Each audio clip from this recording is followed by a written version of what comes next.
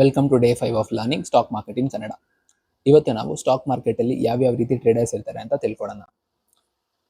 Major ಆಗಿ 4 types of traders ಇದ್ದಾರೆ: ಸ್ಕಾಲ್ಪರ್ಸ್, intraday traders, swing traders ಹಾಗೂ ಪೊಸಿಷನಲ್ ಟ್ರೇಡರ್ಸ್.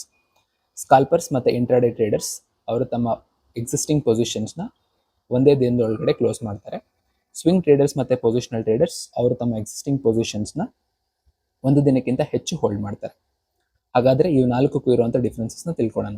ಸ್ಕಾಲ್ಪರ್ಸ್ ಇವರ ಎಂಟ್ರಿ ಮತ್ತು ಎಕ್ಸಿಟ್ ಎರಡೂ ಕೂಡ ತುಂಬ ಕ್ವಿಕ್ ಆಗಿರುತ್ತೆ. ಹಾಗೆ ರಿಸ್ಕ್ ರಿವಾರ್ಡ್ ರೇಷಿಯೋ ತುಂಬಾ ಜಾಸ್ತಿ ಇರುತ್ತೆ.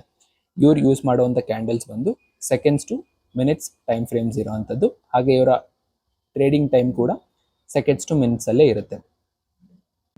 ನೆಕ್ಸ್ಟ್ ಬಂದು ಇಂಟ್ರಾಡೇ ಟ್ರೇಡರ್ಸ್.